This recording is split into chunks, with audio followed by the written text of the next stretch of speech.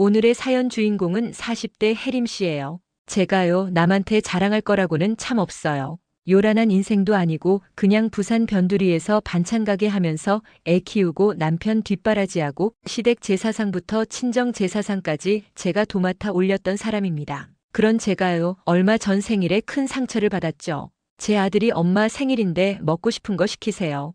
카드 열어놨어요. 하길래 평생 제 입으론 비싸서 꺼내보지도 못하던 한우를 한번 먹어보자 그렇게 마음먹었어요. 그래, 오늘 하루쯤은 좀 좋은 거 먹어도 되잖아. 그러고 한우 구이 세트 주문 넣었는데 우리 며느리가 단체 카톡방에다 그럽디다. 어머님 분수에 맞게 뒷다리 살 정도로 드시는 게 어때요? 요즘 물가가 저희도 힘들어요. 순간 손이 덜덜 떨리더라고요. 뒷다리 살이 나쁘단 말 아니에요. 근데 그 어투 있잖아요. 분수에 맞게. 그 두 글자가 제 심장에 쾅 박혔어요. 나이 50 코앞에 두고 내 분수를 남이 재단해주네. 게다가 아들이 여보 엄마 생일인데 오늘만큼은 괜찮지 않나? 했더니 며느리 하는 말이 압권이었죠. 엄마 생일이 매년 오지 뭐 그렇게 호들갑이야. 한우면 다야? 우리도 애 교육비에 대출금에 제발 좀 현실 좀 보자. 그때 저는 속으로 삼켰어요. 그래 현실. 내 말대로 보자. 현실을 제대로 보여줄게. 제가 이런 말 쉽게 안 하는 스타일인데 그날은 뭔가 탁 걸렸어요. 저희 집에선 제가 늘 맞추고 참았거든요. 며느리 입장 어려운 거 알죠? 결혼 초부터 애도 낳고 직장 다니느라 바빴고 우리 집에 와서 밥 한 끼 먹을 때도 눈치 보였을 거예요. 그래서 저는 일부러 웃어넘겼어요. 근데요, 사람을 깔보는 어투는 눈치 문제가 아니에요. 그건 인성 문제예요. 며칠 뒤였어요. 가게에 단골 언니가 와서 그러는 거예요. 혜림아, 내 며느리 저기 해운대 루프탑 레스토랑 예약 올린 거 봤나? 와인 사진 장난 아니더라. 저는 그냥 웃으며 넘겼죠. 설마 같은 시기겠어. 근데 날짜가 제 생일 바로 다음 날. 결제 내역이랑 사진 올리는 시간까지 딱딱 맞는 거예요. 속이 부글부글 끓는 게 제 생일엔 분수 타령하던 사람이 다음 날은 와인에 스테이크에 그걸 또 인스타 스토리로 지역 태그까지 콱 찍어 올려요. 그날 밤 저는 처음으로 며느리의 계정을 제대로 훑어봤어요. 친구 공개라고 걸어놨던 스토리를 단골 언니가 캡처해서 보여줬거든요. 거기 사진 속엔 며느리와 친한 엄마들 모임이 웃고 있었고 테이블 위엔 한 병 10몇만 원짜리 와인이 반짝이고 있었죠. 캡션엔 이렇게 적혀 있었어요. 애 키우는 엄마도 쉬어야죠. 분수에 맞게 우리끼리만 럭셔리하게. 그 분수에 맞게가 또 나왔어요. 그 말이 그들 사이 유행어였나 봐요. 순간 머리가 하얘졌어요. 나를 겨냥한 말이라는 확신이 밀려오니까요. 그날 이후 저는 며느리의 말투 하나, 표정 하나가 다 새로 보이기 시작했어요. 어머님, 요즘은 이런 거 안 하셔도 돼요. 어머님 세대는 몰라서 그래요. 감성 소비는 젊은 사람들한테 맡기세요. 뭐 하나 가르치듯이 내려다보듯이 말하더라고요. 저는 속으로만 중얼거렸죠. 그래, 몰랐던 걸 알게 해줘서 고마워. 근데 나도 내가 모르는 걸 찾아보는 타입이야. 제가 반찬 가게를 하니 지역 엄마들, 골목 사장님들과 맘 같은 게 있어요. 말 돌리는 거 목적 아니고 그냥 묻고 또 확인했어요. 내 추측이 오해일 수도 있으니까. 근데요, 이상하게도 며느리가 애 엄마들 모임에서 제 얘길 좀 과하게 했더라고요. 친정 엄마는 명품 사줘도 좋아하시는데 시어머니는 한우 타령만.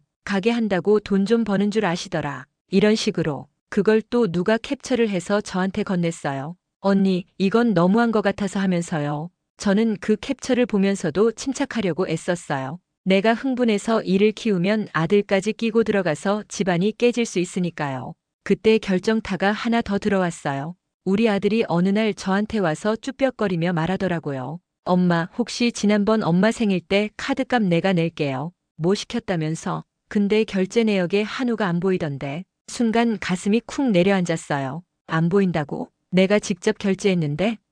저는 영수증을 확인했죠. 결제 성공. 그런데 며느리가 다음날 바로 취소를 걸어놨더라고요. 배송 전 취소라 쓱 빠져나간 거예요. 대신 그날 오후에 호주산 찜용이 들어왔고 영수증 상 메모엔 이렇게 남겨져 있었습니다. 시어머니 생일 분수 맞춤. 제가 그 메모 보고도 손이 덜덜 떨려서 사진을 제대로 못 찍었어요. 가게 냉장고 문을 붙잡고 숨을 고르는데 눈물이 뜨겁게 고였죠. 슬퍼서가 아니라 분했어요. 내가 분수를 모르는 게 아니에요.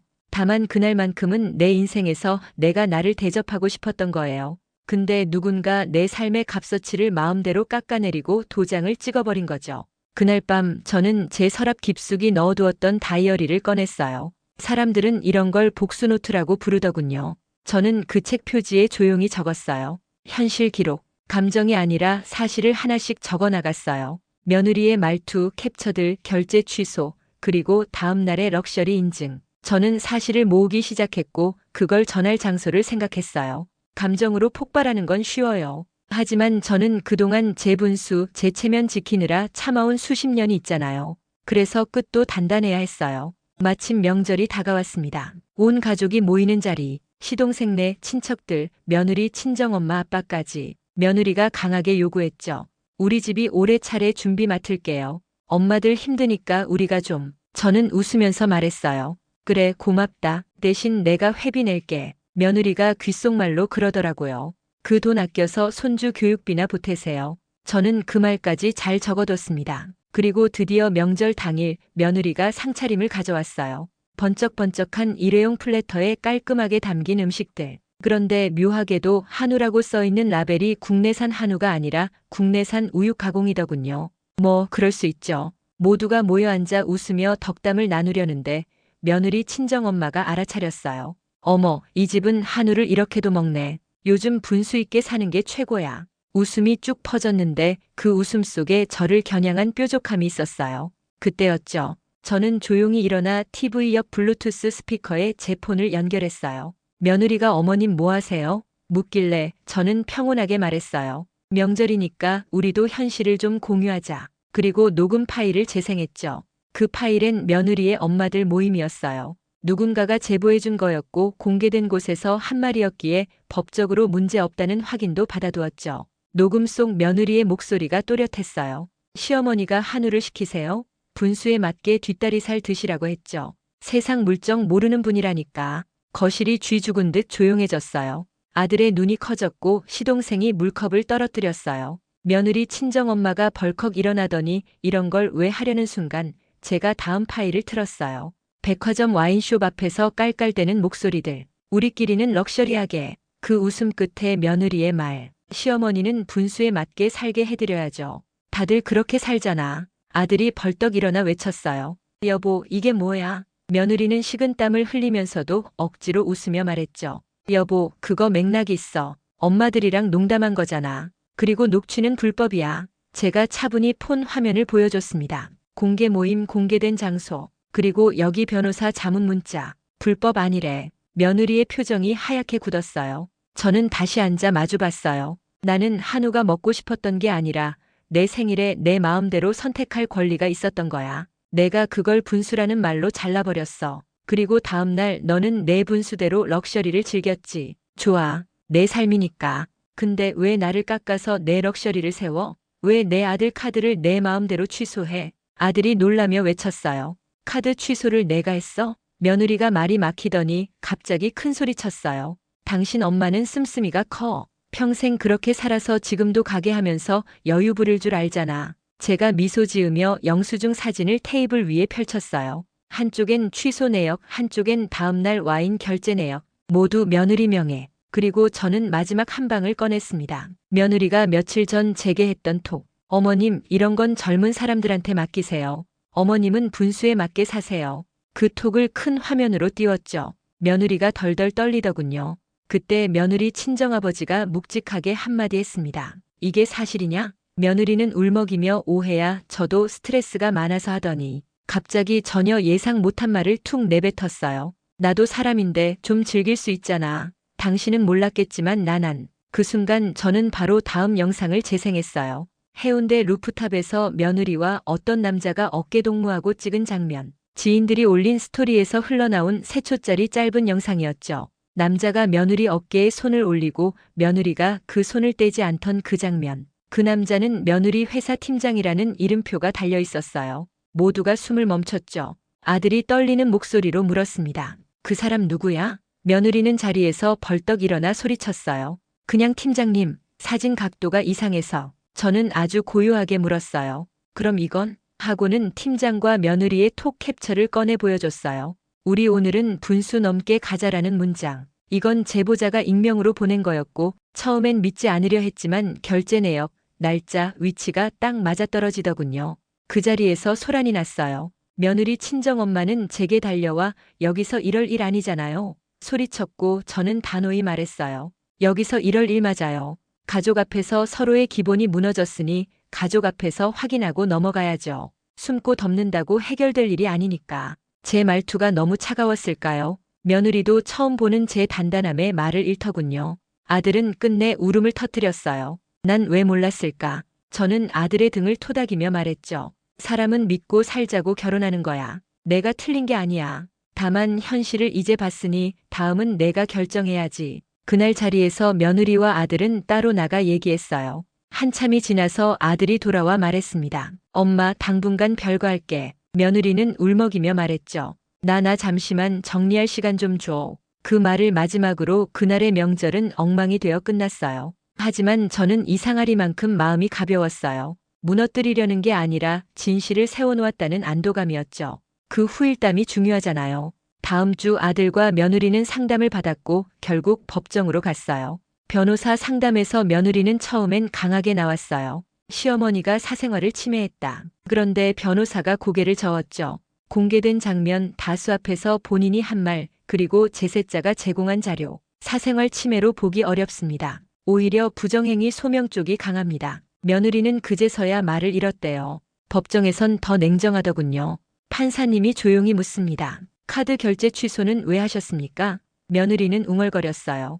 그냥 씀씀이가. 판사님이 다시 묻습니다. 하지만 다음날 고가의 식사와 주류 결제를 하셨죠. 사유가 뭡니까? 며느리는 대답하지 못했어요. 그날 저는 방청석에 앉아 조용히 눈을 감았어요. 누굴 무너뜨린 기쁨이 아니라 제 분수가 제가 정할 수 있다는 작은 승리를 느꼈습니다. 회사에서도 일이 퍼졌어요. 루프탑 영상이 회사 단톡에 돌아다닌 건 아니고 그 팀장이 회식 자리에서 누군가에게 자랑 비슷하게 한 말이 녹취돼 인사팀까지 간 모양이더라고요. 결과요? 팀장은 대기 발령, 그리고 조사. 며느리는 인사팀 면담을 수차례 받으며 업무에서 손이 떼어졌고 결국 다른 부서로 전환되었어요.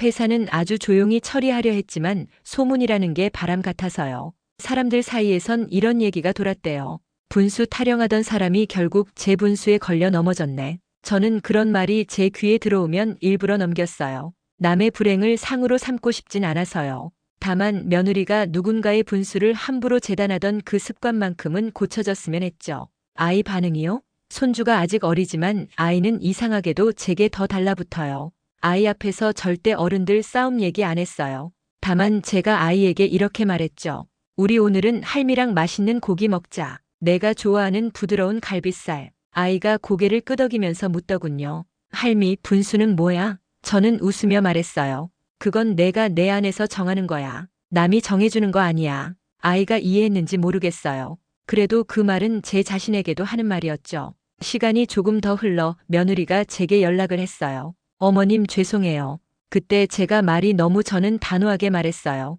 사과는 받아. 하지만 기준은 세워야지. 두 가지야. 하나, 내 생일에 뭘 먹든 그 선택을 존중할 것. 둘, 우리 가족의 돈, 내 아들의 카드. 다시는 허락 없이 건드리지 말 것. 셋, 남의 분수 논하지 말 것. 며느리가 작게 대답했어요. 네. 그 목소리에서 저는 진심 반, 체면 반을 들었죠. 그래도 첫 발걸음이 필요하잖아요. 아들과 며느리는 현재 법원의 조정으로 별거 중이에요. 상담을 이어가며 서로의 책임을 쓰고 읽고 있어요. 결과가 이혼이든 재결합이든 그건 둘의 목. 저는요, 제 몫을 다 했다고 생각해요. 얼굴을 들고 다닐 수 있는 진실을 꺼냈고 그 진실 위에서 서로 선택하게 했으니까요. 마지막으로요, 제가 왜 굳이 명절 자리 모두 앞에서 그걸 틀었냐고 묻는 분들이 있더라고요. 사적으로 풀지. 물론 사적으로도 풀 수 있었죠.